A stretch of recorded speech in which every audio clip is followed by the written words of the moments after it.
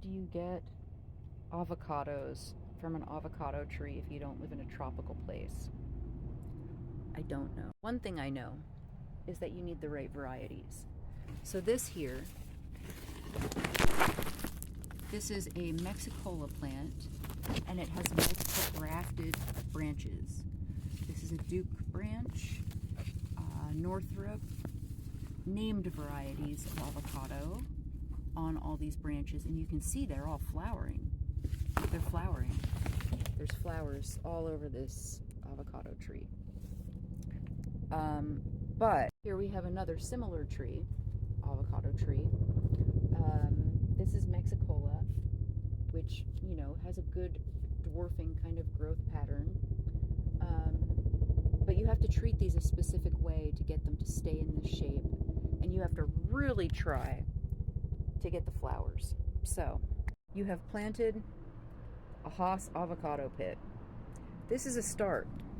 I mean, it's not going to get you far, but it's a start. The first thing to do with these, I'm going to do something else first, but the first thing to do with these is to decide how tall of an avocado plant you can fit in your space. I can fit knee-high avocado plants, which means that this guy is just about tall enough to stop getting taller. That's the top. That's the top growth right there. Gone. This is the height of the main trunk. That's as tall as I want it to be.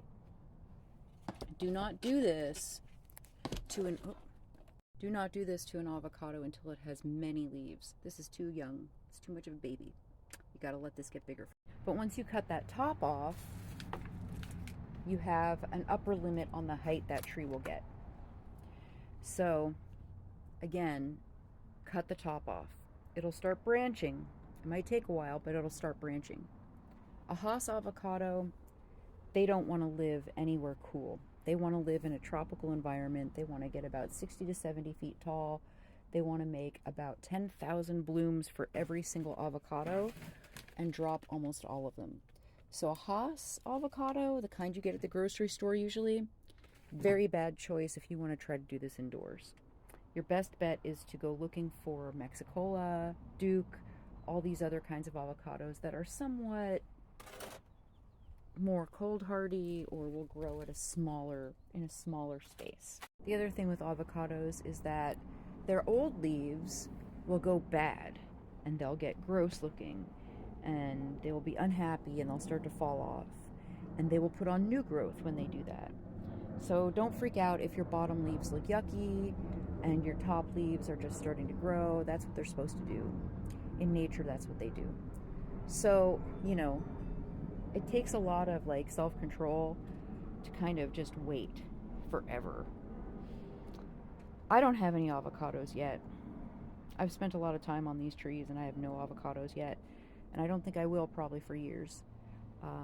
In the perfect conditions, they can take up to 10 years to produce a single avocado.